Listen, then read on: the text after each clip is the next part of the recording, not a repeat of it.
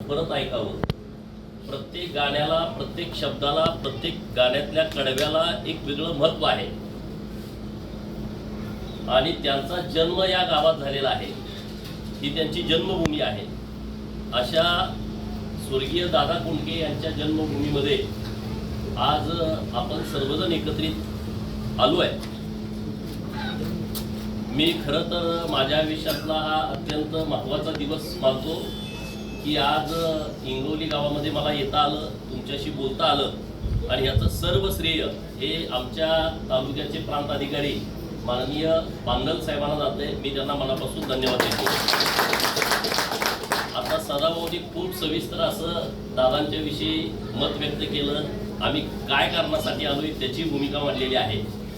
आमचे पूर्वीचे तहसीलदार साहेब माननीय खरात साहेब इकडं प्रांत माहीतच नव्हतं. आता पांगल साहेबांनी आमचे प्रांत साहेब इकडे येणार आहेत. नजर साहेब आपले तहसीलदार साहेब आहेत. कोंडके साहेबांचे पुतणे इथं आवर्जून उपस्थित आहेत. आपल्या गावचे सरपंच, उपसरपंच, सर्व सदाभाऊनी नावं घेतलेली सर्व मंडळी आणि तुम्ही सर्वजण गावकरी यांना सर्वांना मी नमस्कार करतो. खरं तर मराठी भाषेमध्ये प्रत्येकाचा कोणी आवडता हिरो असतो, कुणी नेता असतो किंवा अन्य क्षेत्रामध्ये काम करणारे प्रत्येकाचे आयडॉल असतात. आता माझा सर्वात आवडता हिरो म्हणजे दादा कोंडके आहे. हिंदीमध्ये मला एवढा कोणी आवडता हिरो नाही, परंतु दादा कोंडके यांना मी खूप मानतो आणि त्यांचा मी निश्चिम चाहता आहे, निश्चिम भक्त आहे आणि सातत्यानं माझी सदाभाऊची चर्चा होती या विषयावरती. आता सदाभाऊ तसे कलाकारच आहेत, त्यामुळे ते सगळ्या क्षेत्रामध्ये माहिती आहे. आता त्यांना एक चित्रपट आहे, ते पण आता 1-2 महिने शूटिंगला जाणार आहे. त्यामुळे सदाभाऊमध्ये पण एक असा कलाकार दडलेला आहे आणि कलाकार नेता असतो अशी परिस्थिती सदाभाऊच्या माध्यमातून लोकांना दिसते. आमची सारखी चर्चा होती. मी प्रांत साहेबांना फोन लावले त्या दिवशी की मला भोर तालुक्यामध्ये दादांचं गाव, आमचं गाव म्हणजे दादांचं गाव आहे, त्यामुळे साहेबांना आपल्याला भेटायला लागते. तो साहेबाला बोलवून घेतलं, चर्चा आम्ही तासभर केली.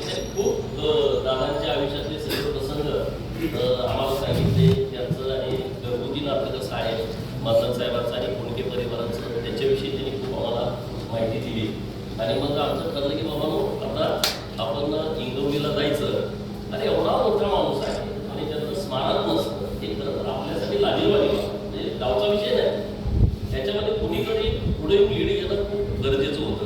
तुम्ही बघितलं राज्यामध्ये पुढाऱ्यांची बाब केली का 20-20, 30-30, 40-40 कोटीचं स्मारक होता. कोण जात आहे मी जात नाही. 2-4 वर्ष लोक जातात, पुढे कोणी फिरकत पण नाही. आणि दादासारखा एवढा मोठ्या उंचीचा कलाकार म्हणजे आता भाऊनी त्यांचं वर्णन केलं वेगवेगळ्या विषयामध्ये आणि किती प्रत्येक शब्दामध्ये आहे. त्यांच्या प्रत्येक पिक्चरमध्ये एवढे संदेश आहेत. ते सरकारला असतील, ते जनतेला असतील, ते अधिकाऱ्यांना असतील, नवीन तरुणाईला असेल, उद्योजकांना असेल, भांडवलदारांच्या बाबतची त्यांची भूमिका असेल. प्रत्येक पिक्चरमध्ये त्यांची भूमिका आहे. तो म्हणजे डबल मिनिंग आहे, डबल मिनिंग आहे. त्या डबल मिनिंगचा पण अर्थ या तुम्ही प्रत्येक गोष्टीमध्ये दादानी जी भूमिका मांडली आहे. आता एक वाक्य बघितलं, अरे कराडमध्ये विमानतळ आहे, एकाच पण विमान नाही. ते बघा एवढे सगळ्या शहरामध्ये विमानतळ आहेत आणि तिथं कोणाचं विमानच नसतं. मांडणी त्यांची बघा प्रत्येकाच्या विषयामध्ये कशी आहे. आणि म्हणून मी त्यांच्या इतिहासामध्ये जात नाही. आम्ही ज्या गोष्टीसाठी आलो त्याच विषयावरती मी बोलतो की सदाभाऊला आमच्या गावकऱ्यांच्या वतीनं विनंती करतो की तुम्ही उद्या आम्हाला 50 लाख रुपयाचं पत्र पहिलं द्या. म्हणजे आपण टप्प्याला करू. 2 बंदरचे तुम्ही आता आमची चर्चा झाली जागेची की गायमुखाजवळ 12 कोटी ग्रामपंचायतीची जागा आहे. तर आपण पहिल्यांदा काम सुरुवात करू गायमुखाजवळ. आता आपण जाऊ की मान्य तुमचं काय करते आपण चर्चा करू याच्यानंतर आमच्या बोलण्याच्यानंतर. पहिल्यांदा 8 ऑगस्ट त्यांचा जो जन्मदिवस आहे त्या दिवशी आपल्याला उधळ मारायची आहे. आता आपण बोलतोय 6 जूनला, 18 तारखेपर्यंत आचारसंहिता, किती तारखेपर्यंत 22 तिथे संपली. ती तुमची बिनविरोधच झाली, त्यामुळे इथला विषय नाही. उद्या पद्धतीनं उद्या तुम्ही उतारा दिला, आपलं काम सुरू होईल. आपण डिझाईन तयार करू. 2-4 प्रकारचे तुम्ही करा, आम्ही करतो. प्रत्येकाकडे काहीतरी वेगळे लोक असतात चांगल्या क्वालिटीची, त्यांच्याकडून आपण डिझाईन घेऊन त्यांना जागा टाकू. पहिल्यांदा तिथं स्मारकाचं काम सुरू करू. त्याच्यासाठीचा 50 लाख रुपयाचा निधी तात्काळ उद्याच आम्ही उपलब्ध करून देतोय आणि त्यासाठी सदाभाऊचं जोरदार टाळ्या मी आता विधान परिषदेचा सदस्य आहे. त्यामुळे आम्ही दोघं जिथं जायचं आम्ही दोघंच काम करायचं. म्हणजे मी आता भरजी नायकांचं स्मारक सदाभाऊचे 50 लाख, माझे 50 लाख, मग परत आम्ही सरकारला पैसे मागतो. म्हणजे सुरुवात करायला पुरता आमच्याकडे निधी आहे आणि त्यामुळे तात्काळ आम्ही हे काम सुरू करू. आमचे अनेक विधान परिषदेचे मित्र आहेत, कारण देवाभाऊ आपला नेताच असा आहे, देवाभाऊ इतकी ताकद आमच्या पाठीमागे या कार्यक्रमाच्या निमित्तानं उभा करतील. नक्कीच एक भव्य दिव्य देखणं स्मारक हे आपल्या इंदोरी गावामध्ये दादा कोंडके साहेबांचं उभं आहे आणि म्हणून आपण याची सुरुवात 8 ऑगस्टला करू. त्याची पायाभरणी करू, कुणाला बोलवायचं काय बोलायचं, पण जेव्हा स्मारक तयार होईल तेव्हा माननीय मुख्यमंत्री महोदय घेतील स्वागत आणि मुख्यमंत्री महोदय त्या उद्घाटनाच्या निमित्ताने येतील. मला वाटतं 4 एप्रिल त्यांची पुण्यतिथीचा दिवस आहे आणि आपण असा प्रयत्न करूया, ऑगस्ट, सप्टेंबर, ऑक्टोबर, नोव्हेंबर, डिसेंबर, जानेवारी, फेब्रुवारी, मार्च 7-8 महिने आपल्या हातामध्ये, तेवढ्या विषयामध्ये आपलं गायमुखाजवळचं स्मारक आपलं तयार होईल. आणि मग ती सदाभाऊनी संकल्पना मांडली की दादांच्या गावामध्ये आल्याच्या नंतर दादांचं जे पूर्ण आयुष्य जे चित्रपटसृष्टीमध्ये त्यांनी घालवलंय त्यातले तज्ज्ञ लोकांच्याकडून आपण काय तर सगळी मंडळी आहे, तर त्याच्यातले कुठले विषय पुढे घ्यायचे, कुठले स्टॅच्यू घ्यायचे, त्यातून काय संदेश द्यायचा, याचा एक चांगलं स्टुडिओ तयार करता येतोय का, अशा पद्धतीचं एक वेगळं डिझाईन आपण केलं पाहिजे. पण त्यासाठी जागेची काय परिस्थिती आहे, काय आहे, त्याच्यावर सगळीकडे चर्चा करू आणि मग त्या पद्धतीनं आपण पुढे जाऊ. जागेचा विषय तुम्ही गावकऱ्यांनी मिटवला, निधीचा विषयाची काहीच अडचण नाही. तुम्हाला लागत तेवढा निधी माननीय मुख्यमंत्री महोदय देतील, त्याबद्दल चिंताच करू नका. फक्त जागा आपल्याला विषय खूप महत्वाचा आहे आणि हे गाव तुम्ही इतके नशीबवान आहात. म्हणजे आता तुम्ही वारकरी संप्रदायातले लोक आहात, तिथं विठ्ठल रुक्मिणीचं मंदिर आहे, हनुमानाचं मंदिर आहे आणि तिन्ही बाजूला तुमचं बेटासारखं तुमचं काम आहे. तिन्ही बाजूला नदी आहे, पाण्यासाठी आता एक घागर पाणी मिळालं म्हणून 5-5 किलोमीटर लोकांना पायपीट करावी लागते. तुम्ही तर इतके भाग्यवान आहात की तुमच्या तिन्ही भागाला नदी वाहते आणि दादासारखं एकदम मोठ्या उंचीचं व्यक्तिमत्व, त्यांचा जन्म आपल्या गावामध्ये झाला आहे आणि एवढा मोठा बादशाह माणूस आहे हा. हिंदी चित्रपट वाल्याला सुद्धा बघायला लागला की दादाचा कुठला चित्रपट येतोय का शुक्रवारी, नाहीतर आपलं घर जळायचं. म्हणजे त्या काळामध्ये मराठीचा एवढा दबदबा निर्माण करणं ही सोपी गोष्ट नाही. 9 सलग चित्रपट 25-25 आठवड्यात चालणं, गिनीज बुक मध्ये त्याची नोंद होणं, हे काही येण्या गावाल्या लोकांचं कामच नाही. त्यांच्या प्रत्येक शब्दामध्ये ज्याच्या आयुष्यामध्ये नैराश्य आहे, ज्याच्या आयुष्यामध्ये निराश आहे, त्याने दादा कोंडकेचा पिक्चर बघावा, तो कधीच निराश राहणार नाही, कुठलं दुःख त्याला येणार नाही, अशी परिस्थिती आहे.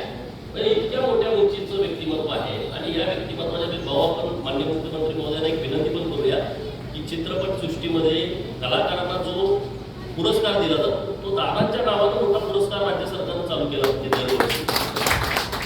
त्यांच्या नावानं पुरस्कार हा चित्रपट सृष्टीमध्ये देण्याची आवश्यकता आहे आणि अशा व्यक्तिमत्वाचं हे गाव आहे. तर आपण लोक खूप येतात, आम्ही युट्यूबवरती आम्ही सारखं सर्च केलं, हे सगळे तुमचे चौकातले सगळे आम्ही युट्यूबवरती सगळे बघितलेलं आहे, कारण तुमचं गाव बरेच लोक येतात, इथं वेगवेगळे व्हिडिओ तयार करतात, तिकडं कोणते फार्मचे व्हिडिओ तयार करतात, तुमच्या गावातले मंदिराचे इकडे तिकडे, तर युट्यूबवरती खूप माहिती आहे तुमच्या गावाच्या विषयी. तर आता जेव्हा पुढं लोक येतील तेव्हा दादांचं एक भव्य स्मारक त्यांना पाहता येईल. कला क्षेत्रामध्ये जी नवीन मुलं काम करणार आहेत, दादांचा आशीर्वाद घेण्यासाठी त्यांना इंगवलीला येता येईल आणि त्यांच्या आशीर्वाद घेतल्याच्या नंतर त्यांना त्यांच्या या कला क्षेत्रामध्ये उंच अशी बहाने घेता येईल. अशा पद्धतीचे भव्य दिव्य स्मारक आपण आपल्या गावामध्ये करूया. हिंदी सिनेमाला ठोकवून धरण्याचं काम आणि मराठी भाषा आणि मराठी कला टिकवण्याचं काम जर कुणी केलं असेल तर त्याचंही नाव त्याला होतं. कारण मुंबईच्या इंडस्ट्रीजमध्ये कलेच्या क्षेत्रामध्ये असा सगळा हिंदीवाल्यांचा बोलबाला होता. त्या काळामध्ये थिएटर मिळणं सुद्धा मुश्किल होतं, त्या काळामध्ये स्टुडिओ मिळणं सुद्धा मुश्किल होतं. पण अशा काळामध्ये राममान शूटिंग करून माझ्या डोंगर दर्या, माझ्या गावगाड्यांची शब्दभात ही सुद्धा सौंदर्याला फरक घालू शकतात आणि यातून सुद्धा कला उमटू शकते, हे दाखवण्याचं काम त्या काळामध्ये दादा कोंडकेंनी केलं. माझ्या सरकारी मित्र माझ्या सातत्यानं रामसाहेब पडळकर साहेबांचं एक वैशिष्ट्य आहे की ते कायम जे असे उपेक्षित लोक आहेत समाजामध्ये, त्यांची मानसिकता असते की भाव आपल्याला उपेक्षित लोकांना न्याय द्यायचा आहे, की ज्यांनी खऱ्या अर्थानं समाजाला दिशा दिली. आणि मग ते म्हणले की आपण या ठिकाणी एक स्मारक आपल्याला ते काम हातामध्ये घ्यावं लागेल, आपण उभा करूया. प्रांतसाहेब तुम्हाला धन्यवाद देईन की तुम्ही अशा महान कलाकाराच्या परिसरामध्ये प्रांत म्हणून या ठिकाणी तुम्ही तहसीलदार. आता पडळकर साहेब म्हणले तुम्ही सहकार्य करा. शेवटी तुम्ही सहकार्य केलं तर हे काही फार काम अवघड आहे असं मला वाटत. आणि तुम्ही सगळ्यांनी गावकऱ्यांनी पुढे यावं. आम्ही दोघं गाडीत नेताना आम्ही चर्चा करतो, त्यांचा पुतळा आपण उभा राहील, स्मारक करू, पण त्यांनी निर्माण केलेले चित्रपट आहे त्याच्याही काही कलाकृती आपल्याला या ठिकाणी देखाव्याच्या स्वरूपामध्ये करता येतील का, याचा सुद्धा आपण सगळे बसून विचार करू. निश्चितपणानं आम्ही दोघं आलोय, आम्ही हातात काम घेतलं की थांबवत नसतो, आमचा दोघांचा इतिहास. आणि आम्ही उपेक्षितांच्या चळवळी चालवत इथं आलोया. तर आमचा लढाच आहे धननाडक्यांच्या विरोधामध्ये, वाड्याच्या विरोधामध्ये, गावगड्याला बरोबर घेऊन जायचं, प्रस्थापितांच्या विरोधामध्ये विस्थापितांना बरोबर घेऊन जायचं. आणि दोघेही आम्ही भाग्यवान आहे. ते पहिल्यांदा 10,000 रुपये तर आमदार झाले, त्यांना आपल्याला 10,000 ते मी माघारी मिळाले. मी 20,000 झालो ती मी माघारी मिळाली. म्हणजे झोरो पैशावर आमदार झालेले आम्ही दोघं माणसं आहे. त्यामुळे ती अडचण नाही. तुम्ही प्रांतसाहेब सगळी मंडळी बसा, तुम्ही बसा, तुम्ही आम्हाला सांगायचं अशा पद्धतीनं आराखडा आपण करूया आणि लवकर करूया. मी तर म्हणतो की दिवाळीपर्यंत आपल्या स्मारकाच्या कामाला सुरुवात झाली पाहिजे, अशा पद्धतीनं आराखडा आपण. अरे एवढा मोठा कलाकार आहे विजयराव कोण, त्यांचे पुतणे कोण आहे,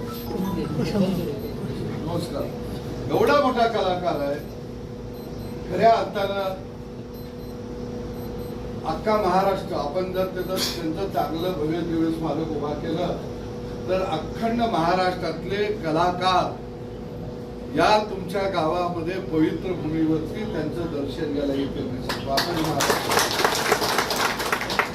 फार मोठा माणूस आहे. म्हणून निश्चितपणाने मी गावकऱ्यांना विनंती करेन की आम्ही तुमच्या बरोबर आहोत. दोघं तुम्ही जे सांगाल ते आम्ही भार उचलायला तयार आहे. बरोबर आहे, कारण माझा फंड मी वाटत नसतो, ते हेच वाटत असते. लातूर गोळा इकडं तिकडनं करू, पैसे काही आम्हाला कमी पडणार नाही का.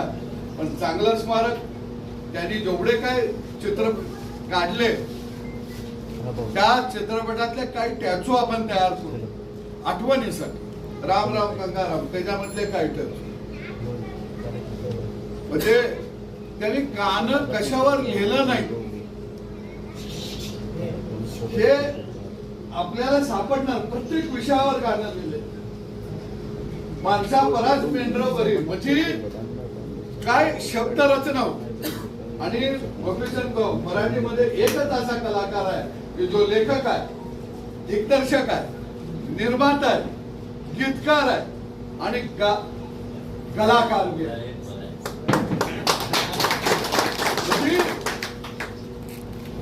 सर्व गुण संपन्न, ज्याला आपण भाषापूर्वी लोक म्हणायचे काय माणूस आहे सर्व गुण संपन्न आहे. म्हणजे सर्व गुण संपन्न असणार खऱ्या अर्थानं हा मराठी मोळा कलाकार हा महाराष्ट्राच्या मातीमध्ये आणि या छोट्या गावामध्ये खऱ्या अर्थानं जन्माला आला. आणि त्यानं या महाराष्ट्राच्या कलेच्या क्षेत्रामध्ये आधी राज्य गाजवलं. सामान्य जनतेच्या हृदयावरती कलेचा राजा म्हणून जे व्यक्तिमत्व वावरलं, त्या व्यक्तिमत्वाची ही पुण्यभूमी.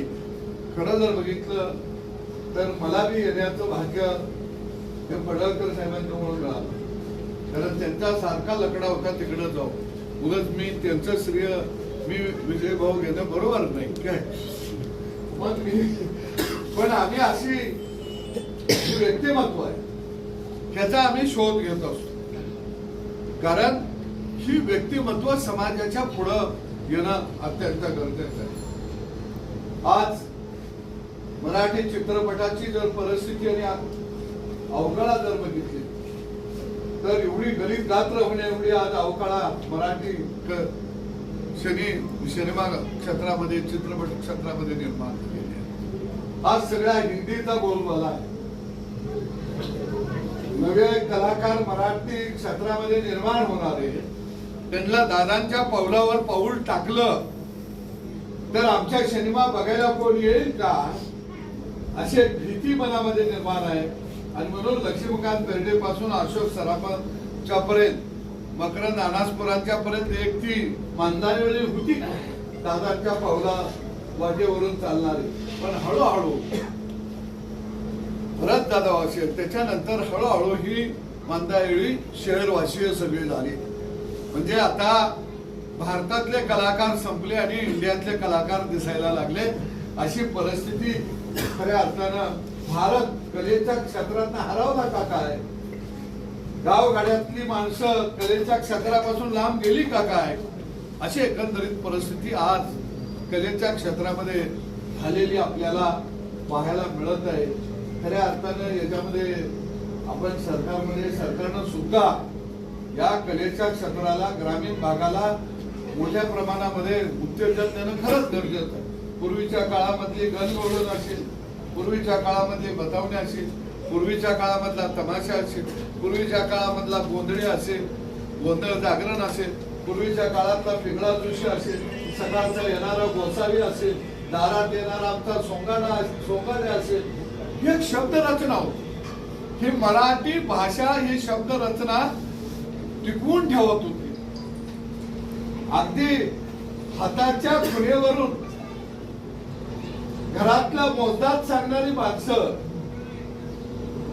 आज ती कुठं आहेत? माणसं त्यांचं काय चाललंय? खऱ्या अर्थानं याची मोजदात अशा कलाकारांना आम्ही जोपासलं तरच निश्चितपणानं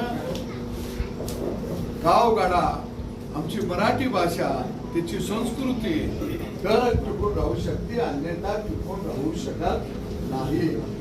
म्हणजे मी जाता जाता म्हणेन की आपण यात्रेला वडाच्या झाडाखाली किंवा सावलीला तमाशे उभे, त्यातला येणारा राजा, त्यातला हवालदार, राजानं चापकाचं मारलेलं फटकं, हवालदारानं मारलेली उडी, म्हणजे केवढं मोठं वैभव होतं.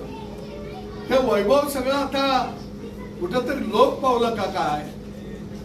गावात आमच्या भजनामध्ये असणाऱ्या गवळणी, भारूड, कुठंतरी आता लोप पावायला लागला. याचा अर्थ मराठी भाषेचा प्रचार आणि प्रसार जो त्या काळामध्ये ज्या 18 पगड जातीचे लोक कलाकार करत होते, तो प्रचार आणि प्रसार सुद्धा आज कुठेतरी थांबला का काय? अशी एकंदरीत परिस्थिती झालेली आहे.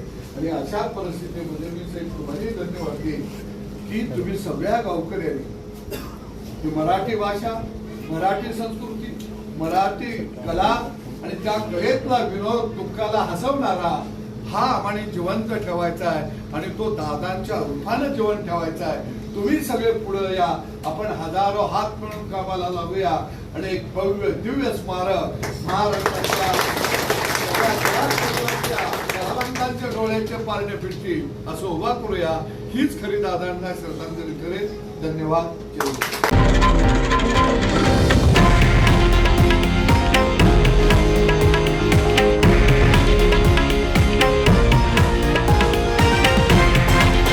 हे आहे देशातील नंबर 1 न्यूज नेटवर्क आणि आपण पाहत आहात TV9 मराठी, एकमेव.